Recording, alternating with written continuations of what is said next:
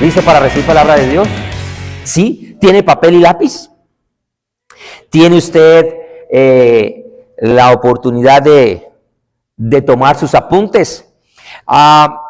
Yo solo quiero empezar diciéndole, aprovechamos la cena del Señor. Si usted no vio la primera parte, puede verlo a través de las redes sociales. Ya está ahí la primera parte. Vamos a ir muy puntuales con esta enseñanza también, que realmente le puso un nombre. El nombre de esta enseñanza está tomada de las palabras del Señor. El Señor dio una orden, el Señor dio una directriz a su iglesia y le dijo: haced esto en memoria de mí. Bajo esta serie de enseñanzas que vamos a desarrollar durante estos domingos, es la forma de nosotros poder expresar cómo el cristianismo está siendo afectado, cómo está siendo golpeado, cómo está siendo burlado, cómo está siendo criticado, cómo el cristianismo de una u otra manera cada día se está siendo más afectado por todo un sistema que está impidiendo que nosotros practiquemos. Anteriormente era rechazado el cristiano, sí, pero ahora es escarnecido, es burlado, y tenemos que prepararnos para una cantidad de circunstancias que tienen que acontecer. Y ante esta situación, pues nosotros quisimos levantar nuestra voz y preparar a la iglesia, solo a manera de recordar, de poder introducir lo que fue nuestra enseñanza y cómo terminamos. Nosotros empezamos a meditar en el libro de Isaías y ahora vamos a ir al versículo, pero decíamos y terminamos la enseñanza hablando de un mueble, del arca del pacto, donde en esa arca nosotros veíamos que es una tipología de nuestro Señor Jesucristo y vamos a entrar en detalles ahora más adelante.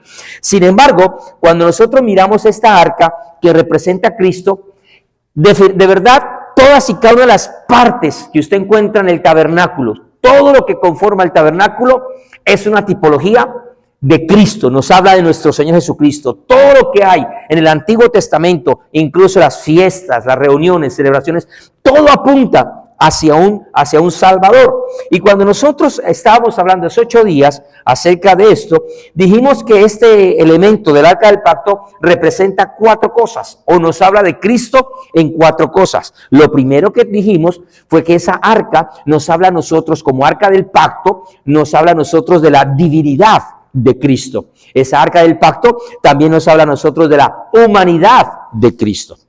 En tercer lugar, dijimos que esa arca nos representa y nos habla también de la majestad de Cristo. Y finalmente, esa arca nos habla del sacrificio de Cristo.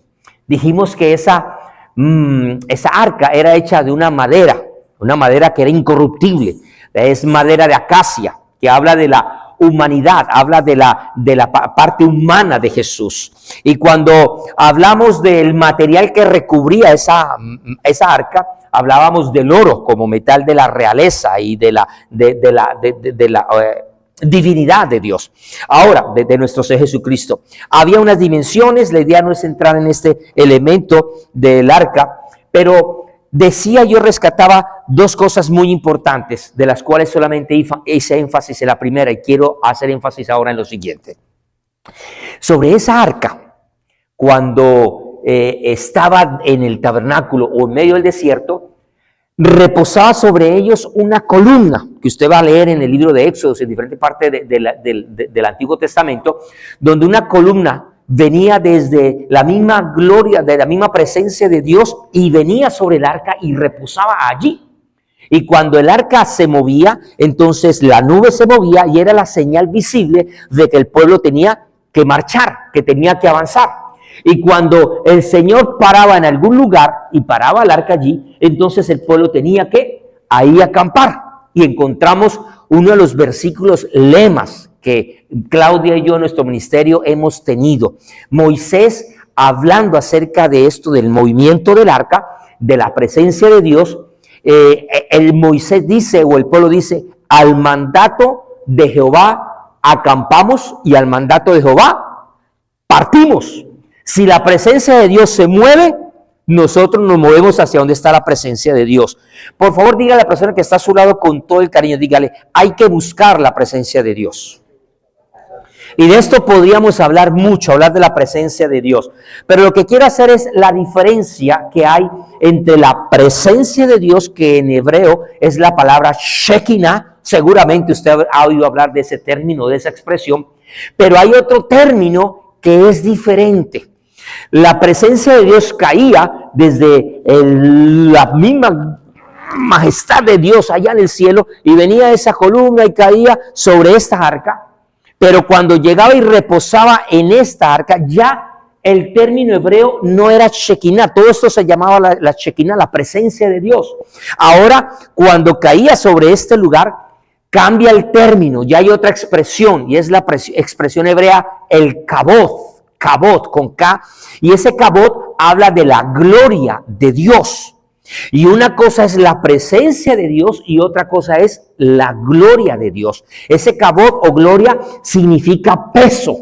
En ese lugar, imagínense en ese momentico aquí donde está los querubines y todo, allí era lo más denso, lo más poderoso, lo más majestuoso, era toda la concentración, imagínenselo, yo puedo expresarlo de esa manera, toda la concentración de lo que Dios quiere traer ahí en la tierra. Era el lugar, como decirlo, más sublime, porque era el pedacito o esos pequeños centímetros que están ahí, iban a manifestar todo el peso que iba a tener, el peso de Dios, de la gloria de Dios. Y por eso este lugar se le conocía como la silla de la misericordia, o el peso de la gloria estaba ahí. Eso es no vamos a entrar en eso. Hablar de andar en la presencia de Dios es un tema maravilloso, pero andar bajo la gloria de Dios, eso es otra dimensión. Y no tenemos el tiempo para hablar de esto. ¿Por qué estábamos hablando del arca del pacto? Entonces ahí sí vamos nosotros que empecé nuestra enseñanza para el día de hoy, con lo que quiero avanzar. El tema de hoy le he puesto como nombre papas fritas. Ya más de uno me está mirando, ¿y eso qué está? ¿Nos va a invitar a McDonald's? Si vamos a McDonald's, por acá nos tocaría pedir entonces una orden de fries y Coke. ¿Y por qué le voy a hablar de esto? Mire, yo quiero empezar esta enseñanza del día de hoy diciéndole lo siguiente. En nuestro caminar como ministros del Señor, Dios nos empieza a usar por su amor y su bondad y su misericordia. Todo es por misericordia. ¿Cuántos decimos amén? No es porque uno sea muy inteligente o sea muy capaz, porque uno sea muy simpático, porque tenga dinero, porque tenga carisma, no. Todo eso es añadidura. Pero cuando empezamos a ser usados por el Señor y empezamos ya a crecer y empezamos ya a tener un poquito de peso, y cuando ya empezamos a tener un nombre, y cuando ya empezamos a ser reconocidos, y cuando empezamos a tener fama, y cuando empezamos a tener una cantidad de condiciones de influencia dentro de la iglesia, muchos ministros podríamos tener un grave error, y es que en ese avanzar, y sobre todo como ahora estamos bajo la influencia de las redes sociales, de querer tener más seguidores, de poder llegar a más lugares, de poder generar más likes, de poder generar más comentarios, de poder incluso tener los ingresos externos a través de las redes sociales, cosa que no es mi afán, esa no es mi preocupación. A mí no me interesa si tenemos X o ya cantidad de aplausos o likes, eso no es a mí no me motiva eso. A mí personalmente lo que me motiva es tener un espacio para predicar la palabra del Señor. Eso es, y lo tengo que tratar de hacer lo más sano posible con respecto al texto. Ahora, muchas personas no tienen esa motivación y entonces empiezan a crecer y empiezan a volverse famosos.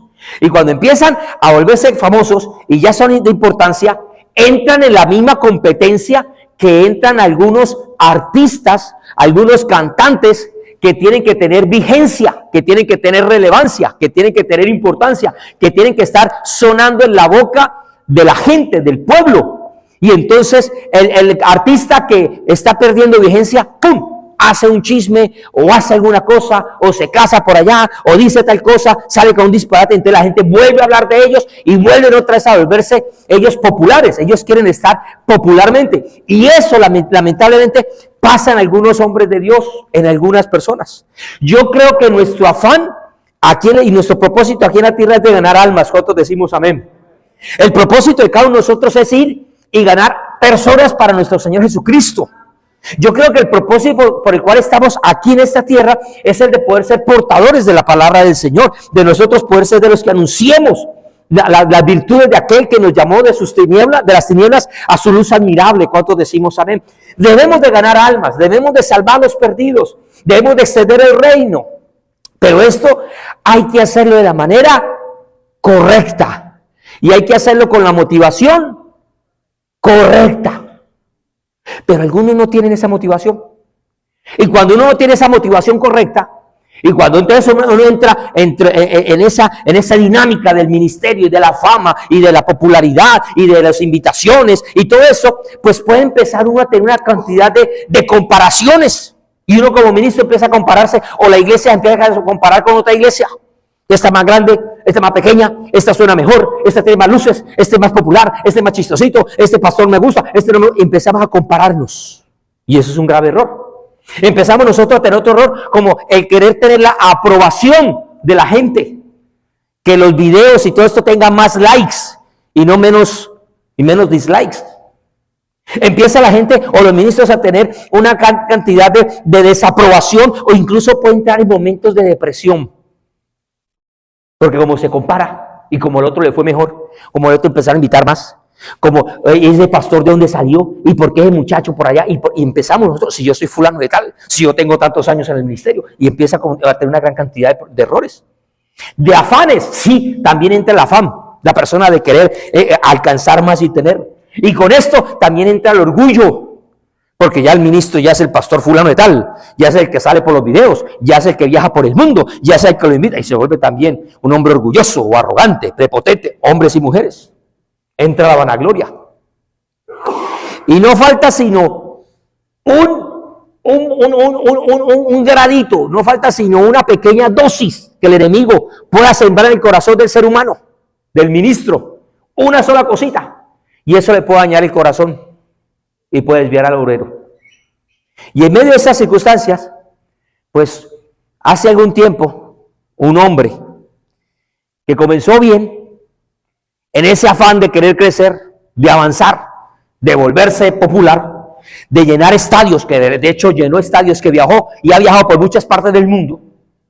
En medio de ese afán, un día, él llegó y estaba enseñando acerca de la culturización y de la sobreculturización y el papel de la iglesia, la relevancia ante los tiempos modernos.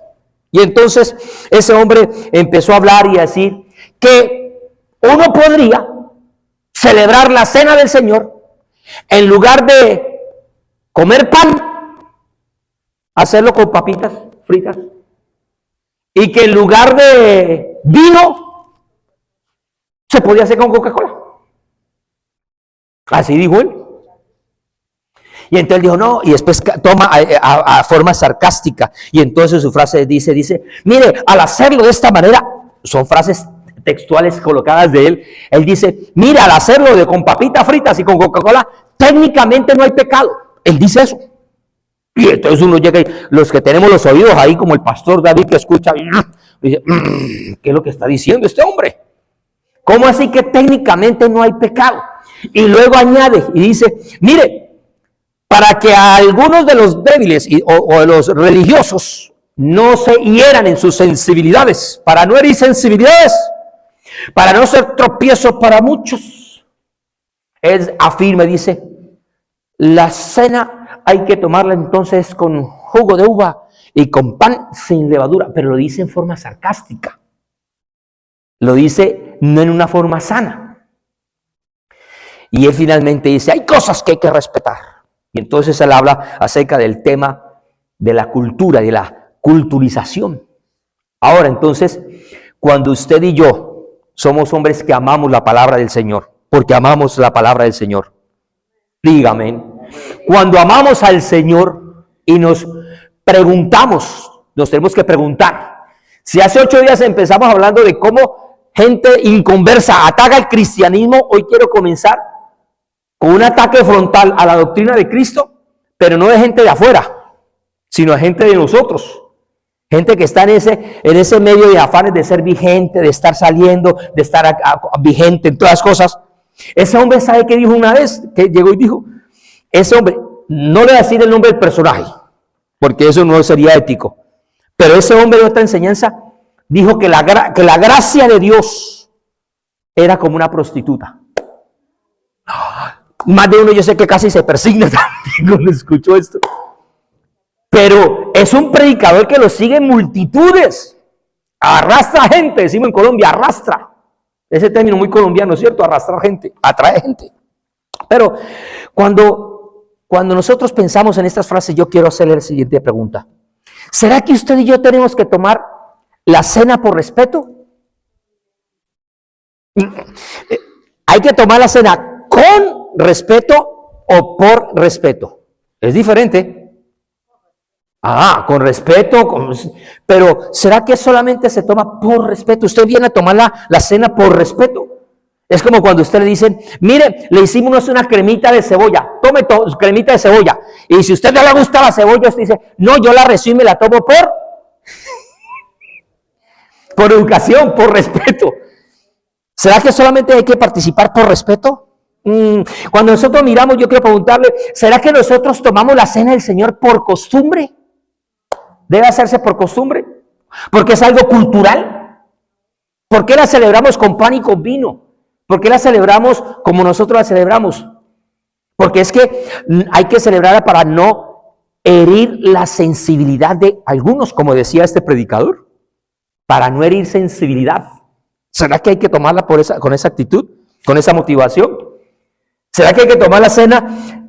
Porque hay detrás de toda esta enseñanza de tomar la cena del Señor, de la orden de Jesús, decir, hacer esto en memoria de mí, porque hay detrás de todo esto toda una gran riqueza doctrinal, teológica, porque hay una razón de ser, de por qué se debe celebrar con pan y con vino. ¿Usted qué cree? Es así, ¿cierto? Esa es la respuesta. Muy bien, entonces yo me he tomado la oportunidad de traer hoy en día a colación por qué debe hacerse con pan, con vino. Hoy nos vamos a enfocar en la parte del pan, todo en la parte del pan, porque sabemos que cuando estábamos hablando del arca del pacto, que estábamos hablando del pacto que estaba allí, habían tres elementos bien importantes. La primera que quiero dar es qué había dentro del arca. Y lo primero, que había una porción de maná. Cuando nosotros hablamos de la porción del maná, nos empieza a hablar de Cristo como el pan que vino del cielo. Cuando el Señor habla y dice primero, yo soy el pan de vida. Así dice primero él en Juan capítulo 6. Él dice, Jesús dice, yo soy el pan de vida. Luego también en el capítulo 6, él afirma y dice, yo soy el pan vivo. Es diferente, un pan que da vida y otra cosa es ser el pan vivo. ¿Usted se imagina un pan vivo?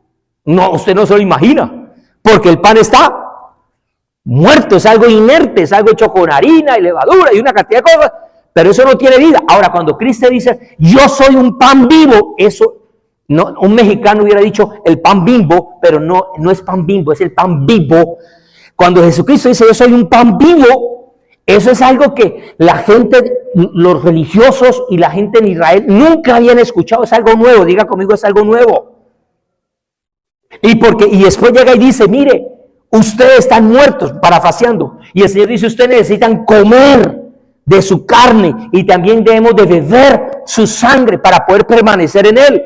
Si nosotros escuchamos eso, no de una manera sana, la gente va a pensar como pensaban la gente en la antigüedad, que los cristianos eran antropófagos, que se comían los unos a los otros, que había que comer la carne. Que ¿cómo era eso de comerse la carne? Eso es un sacrilegio. ¿Qué es eso de beber sangre? Uy, no, esos cristianos beben sangre. Se pueden ir por las ramas, pueden desviar lo que es realmente el mensaje, lo que realmente Cristo quería decir. Y luego el Señor llega y dice, yo soy ese pan, pero además da la enseñanza y la amplía. Dice, porque no solamente de pan vivirá el hombre, sino de toda palabra. Y la palabra que el Señor utiliza ahí en el griego es muy importante, porque hay dos palabras en el griego para la palabra palabra. Eso parece un trabalenguas. Cuando usted ve la palabra palabra en el español, en su Biblia, o en el inglés, En el griego hay dos palabras. Una de ellas es la palabra logos, que está hablando de la palabra escrita, de todo lo que se ha hablado, todo lo que se ha estado inspirado por el Señor, colocado ahí en la palabra. Esa es la palabra logos. Pero después hay una gran profundidad con la palabra rema, porque allí hay una serie de enseñanzas que se han querido tergiversar con respecto a lo que es el rema. Y cuando nosotros vamos realmente al conocimiento de la palabra rema, me está hablando más de la palabra hablada, de la palabra declarada, de un enunciado que se está hablando, de una palabra que está hablando de un dicho, de algo que se está declarado, de una palabra hablar. Ese es el término que el Señor está utilizando. No está utilizando la palabra logos. Él no está diciendo porque no solamente de pan vivirá el hombre, sino todo. Él no dice no de todo logos, sino todo rema, de toda palabra. Y entonces, ante eso, algunos grupos carismáticos ven en el rema como algo del Espíritu, que yo creo que la palabra viene del Espíritu. ¿Cuántos dicen amén? Pero que es algo que le trae luz en un momento determinado a cada persona, que está leyendo el logos, está leyendo la palabra, pero llega un momento donde el Espíritu de Dios actúa en nosotros y ¡pum!, nos abre el entendimiento y decimos, ¡ay, eso yo no lo entendía! Entonces, a eso es lo que algunos dicen, bueno, le llegó el rema, le llegó la revelación, entendiendo, y no me quiero meter con esos términos teológicos, que hay una diferencia entre lo que es la revelación, la iluminación y la inspiración. Eso dejémoslo allí porque si no nos extendemos, ¿cierto, Pastor David? Que eso sería un tema también para discutir, porque muchas personas dicen, no, es que a mí Dios me reveló, y entonces el teólogo, que es teólogo, dice, no, señor, a usted el Señor no le reveló, la revelación es Cristo en la palabra, punto. Usted tal vez tuvo una iluminación, usted tal vez algo tuvo, un despertar, pero revelación como tal, ya la revelación ya quedó dada en la palabra a través de Cristo, punto. No vamos a meternos en eso porque nos extenderemos y no quiero hacerlo hoy. Pero lo que quiero llegar es que cuando se habla de esto de declarar la palabra, de no solamente de pan vivir al hombre, algunos dicen no, esa palabra rema es no solamente lo que viene a través de un sueño, a través de una visión, es que yo tuve una experiencia, a mí Dios me habló, me llegó el rema, y yo creo que Dios habla. ¿Cuántos creen que Dios habla? Yo creo que Dios ministra a través de sueños, Dios habla a través de diferentes experiencias, Dios habla a través de diferentes hombres también, yo creo eso, y aún a través de las circunstancias Dios habla. ¿Cuántos también lo creen? Pero hoy en día se le ha hecho tanto énfasis a que todo lo que usted declare, a que todo lo que usted diga, a todo lo que usted anuncie, a todo lo que usted profetice en el nombre de Jesús. Anúncialo en el nombre de Jesús, háblalo, decláralo. Yo he escuchado predicadores que dicen, mire, háblalo porque hay poder en tu boca. Y entonces la gente empieza a hablar, a declarar, a decir cosas buenas, deseos buenos, anhelos del corazón, y empieza a vivirlos. Sin embargo, se olvidan de un pequeño gran detalle. ¿Cuál es el gran pequeño detalle? Es terminar el versículo que Jesús dijo.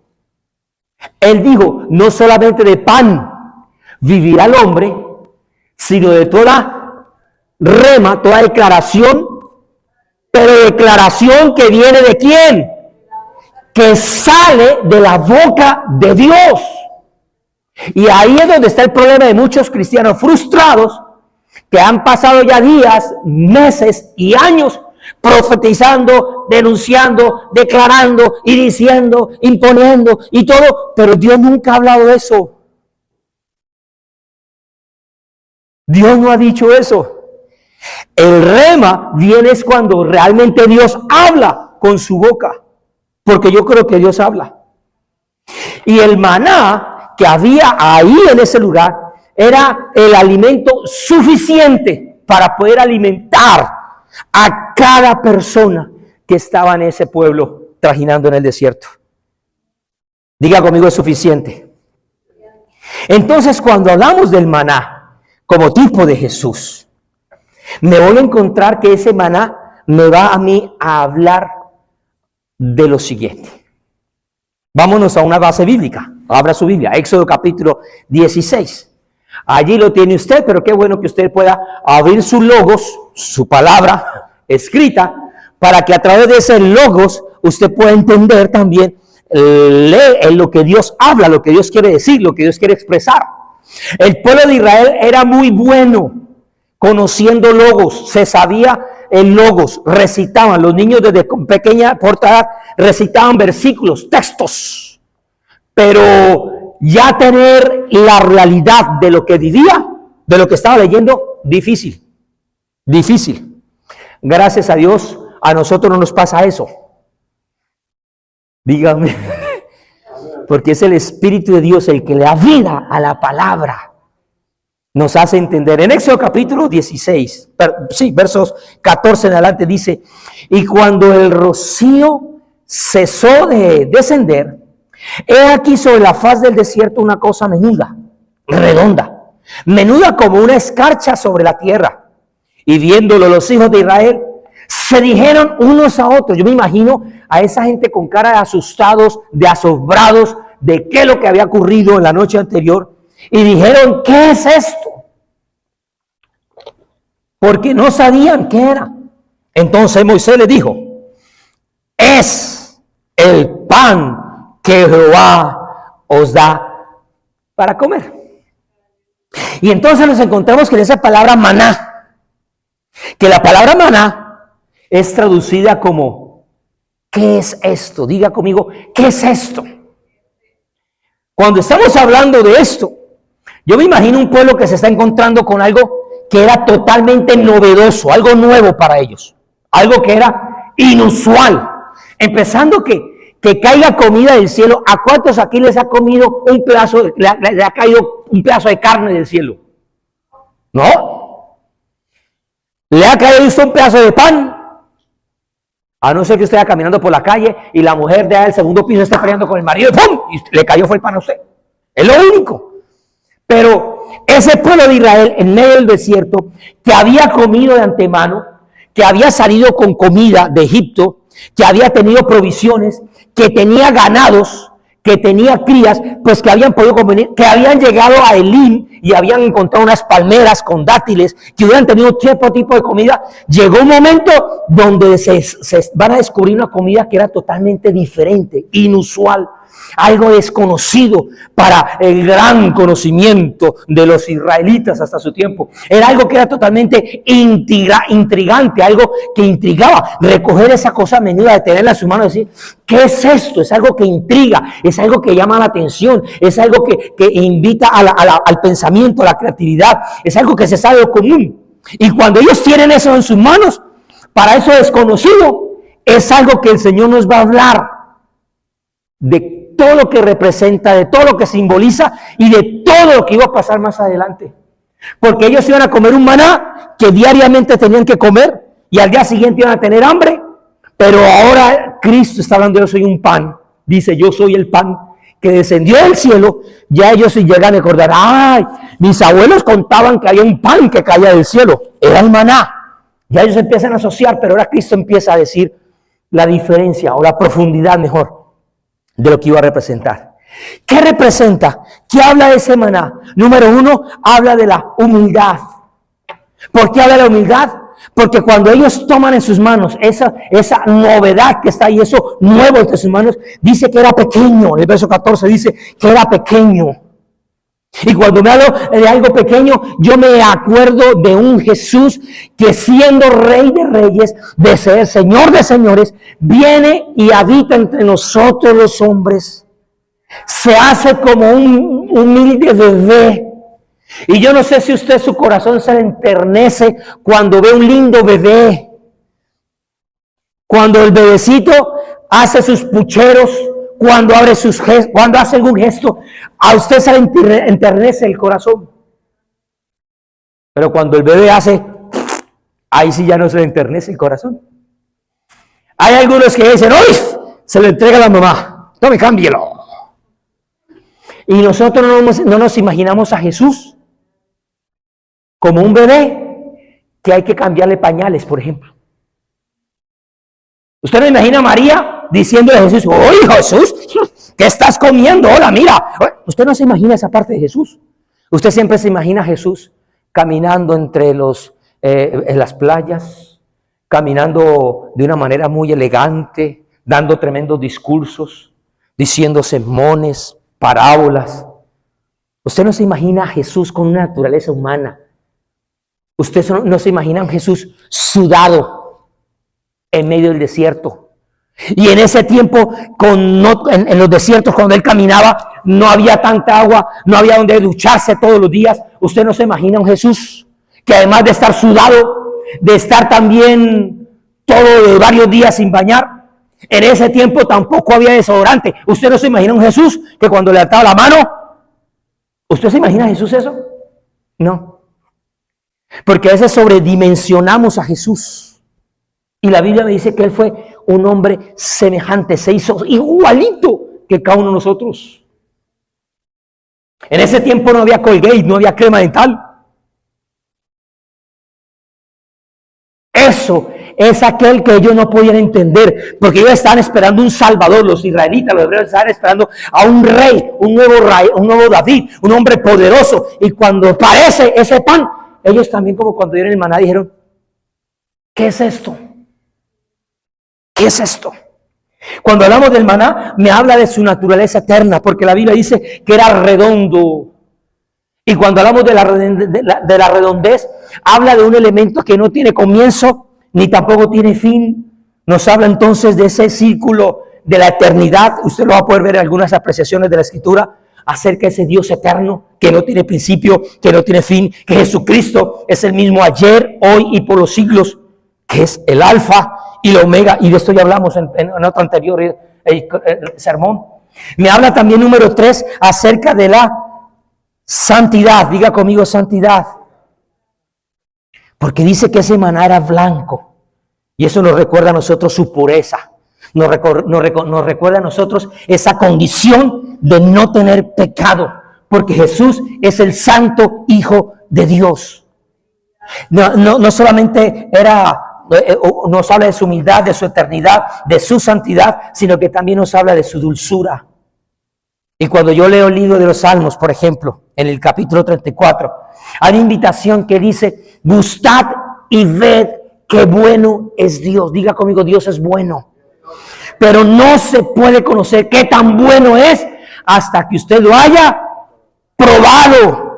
Y la única forma de uno como ser humano poder probar qué bueno es Dios no es cuánta teología tiene usted, no es cuánto usted sabe acerca de Dios, no es cuántas peregrinaciones haya hecho Israel, es cuánto usted ha podido conocer de Dios a través de Jesucristo, su Hijo, quien es el camino, la verdad y la vida. No hay otra forma. Es una invitación. Hablando de la palabra, hablando del maná, hablando del pan, hablando de la palabra, el libro de los Salmos también llega y dice en el Salmo 119, dice: cuán dulces son a mi paladar tus palabras, más que la miel en mi boca. Cuando yo veo la palabra de Dios es dulce. ¿Cuántos decimos amén? Y Dios le habla un día al profeta Ezequiel y le dice: profeta, es necesario que tú te alimentes y llenes tu vientre. Y cuando dice la Biblia, la Escritura dice, el profeta tomó ese libro para poder comer y se comió ese rollo. Dice que cuando él lo probó fue dulce como la miel. Y una situación similar vive también el profeta Juan, el escritor del Apocalipsis. También se le da a comer del libro y él dice que él, cuando comió ese libro, al comienzo fue dulce como la miel, pero que después le amargó el vientre. Porque es que hay palabras que llegan de parte de Dios a nosotros e inicialmente nos bendicen. ¿Cuántos decimos amén? Y son dulces, son agradables, son especiales, nos alegran muchísimo. Y cuando usted toma miel, usted hasta se chupa los dedos. Pero muchas veces la palabra de Dios, aunque viene de esa manera, al final viene a confrontarnos y viene a poner en orden nuestra vida. Y a veces no nos gusta, aunque es para nuestro provecho. Muchas veces nosotros rechazamos y decimos: no me gustó ese mensaje, no me gustó esa predicación, no me gustó esa palabra de Dios, no me gustó esa exhortación, no me gustó. Hablaron contra el pecado, hablaron con mi condición, y no nos gusta. nos amarga el interior. Pero al final, yo no sé si aquí yo creo que aquí en Estados Unidos se conocía ese jarabe que era de aceite de hígado de bacalao. A usted le dieron emulsión de Scott. Y en nuestro tiempo no era con sabores. Hoy en día hay cerezas, uva. A usted se lo comió así, su papá lo agarró. ¿Cuántos se lo comían con agrado? ¿Cuántos venían a pelearle y decir, papá, no me ha dado la emulsión de Scott, deme la cucharada? ¿Usted iba con agrado? Usted ora, Señor, olvídale, que mi papá se le olvide. Horrible. Bueno, hay gente que le gusta, así es como todo. Pero yo creo que hoy en día es más fácil cuando viene un predicador y dice, Dios te va a prosperar, Dios va a conquistar, Dios va a hacer cosas grandes, Dios sana. Y la gente dice, sí, eso es miel, me gusta. Pero cuando viene alguien y dice, eso que estás haciendo está mal, no es correcto lo que estás haciendo, te podrías condenar, estás mal. La gente dice, eso no me gusta. Amarga. Pero al final es pana nuestro. Ahora, este maná era dulce. Y me llama la atención cómo este pueblo, cuando nosotros leemos el libro de los Números, en el capítulo 11, márquelo nada más, no lo vamos a leer, dice que los israelitas comían el maná, pero llegaron unos pueblos extranjeros que los vieron en el desierto y que veían que los israelitas eran especiales y que había algo diferente en ese pueblo y empezaron a caminar con ellos. Y entonces ellos tuvieron alguna discordia porque el Señor dijo, nunca se junte con pueblos extranjeros, no se casen con ellos. Pero hubo pueblos que empezaron como a caminar con ellos ahí. Y esos extranjeros que empezaron a caminar con ellos, empezaron a hacer sugerencias, diga conmigo, recomendaciones. Gente que no tenía pacto, gente que no era el pueblo de Dios, empezaron a recordar. Y empezaron a hacer sugerencias. Y le decían al pueblo de Israel, mire, nosotros cuando estábamos allá en Egipto, nosotros teníamos una buena dieta. Y traen a memoria la dieta. Dice, nosotros en Egipto comíamos pescado. ¿A cuánto les gusta el pescado? Oh, rico. Nosotros allá en Egipto, nosotros comíamos además pepinos. Y comíamos melones. ¿Les gustan los melones? Sí. Y comíamos nosotros allá puerros. Algunos ni saben qué es eso. Comíamos cebolla. ¿A cuánto les gusta la cebolla? Hay gente que dice, a mí háganme eso sin cebolla, huevitos sin cebolla. Y ellos empiezan a recordar, también hasta los ajos, extrañan pepinos, pescados, melones, ajos, puerros. Mire todo eso, imagínense el aliento de esa gente en Egipto. Los israelitas están ahí recordando eso. Y ese pueblo ingrato empieza a decir, oiga, ¿verdad? Nosotros aquí en este desierto, apunta maná, toda la mañana maná, y el día siguiente maná, y si mañana es Shabbat, hoy doble maná. Y le entra la recomendación de ellos. Mire, ustedes allá tenían, mire, ustedes allá prosperaban, ay, tenían más variedad. Y entonces se les ocurre la brillante idea de agarrar el maná, y dice que ellos empezaron primero que todo a moler el maná, y después ellos comenzaron a batir el maná, y después hasta hornearon el maná. Y ellos dijeron, la hicimos, ya tenemos una receta, una dieta nueva, una nueva receta. Pero dice la escritura que cuando ellos se fueron a comer ese maná, que originalmente era ¿de qué sabor era? Dulce como la miel. La Biblia dice que cuando ellos se comieron eso, dicen, uff, eso sabe aceite. Sabe aceite. Diga conmigo, nunca podremos mejorar la palabra de Dios. No hay estrategia humana, no hay intención humana que nosotros podamos aportarle a la palabra de Dios. Cuando le aportamos, la dañamos. Por eso Jesús dijo, nadie aumente, nadie quite, tal cual como es, hay que comerla. ¿Decimos amén? La Biblia nos la vamos a comer completita, desde Génesis 1:1 hasta Apocalipsis 22:21. ¿Cuántos decimos amén? Pero hay gente que dice, no, a mí este versículo no me gusta, este no va conmigo, y lo tacha. Este sí me gusta, este sí lo reclamo y lo digo en el nombre de Jesús. Pero eso no funciona. Cada vez que alguien quiere manipular la palabra de Dios, está manipulando el maná.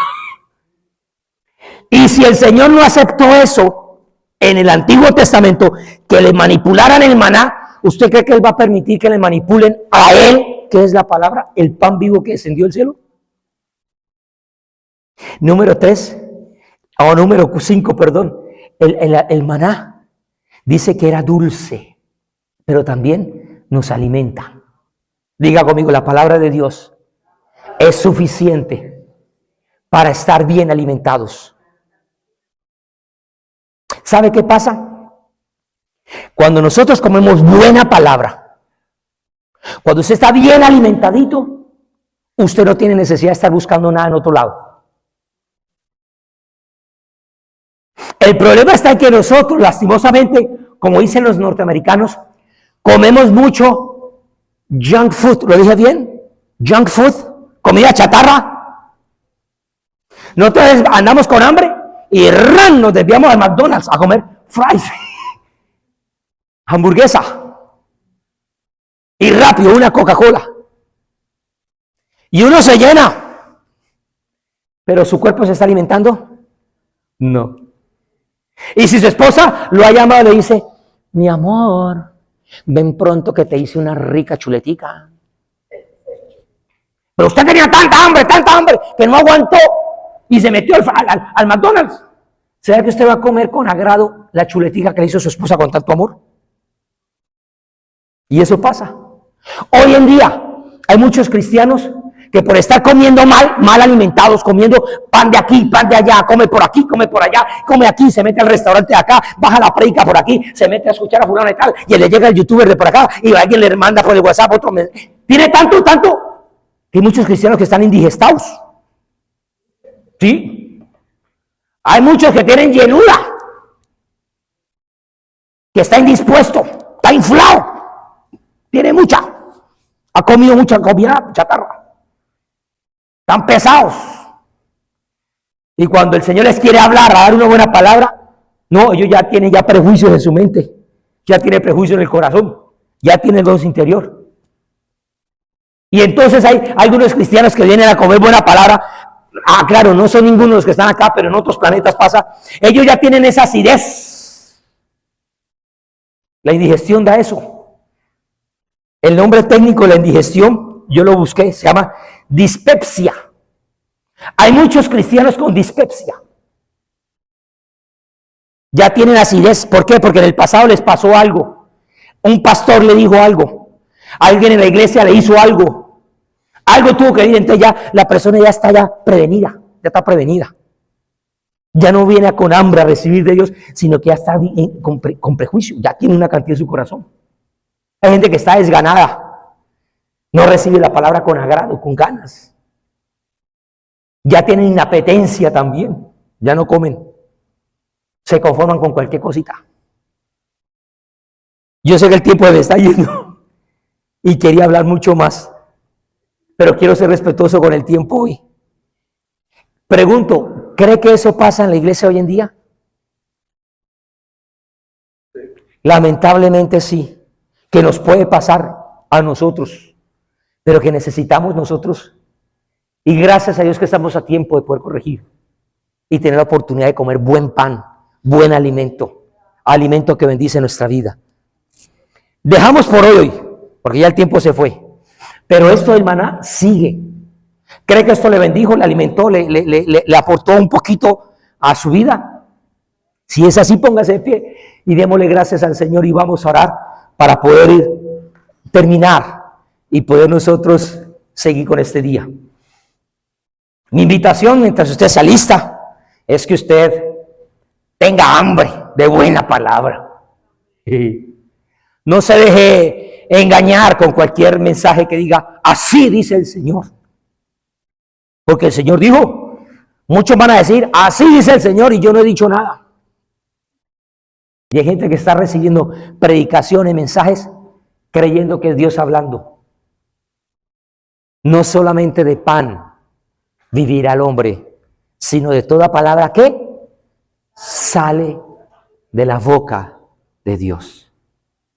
Y cuando Dios abre su boca y nos bendice, cuando Dios abre su boca y nos da su palabra, usted está pleno, usted está saciado, usted se vuelve inconmovible, usted tiene una fe firme, usted sabe para dónde va, usted camina con humildad, usted camina con sencillez, con agrado, sí, porque es una gran bendición que Dios nos hable. ¿Cuánto nos decimos amén?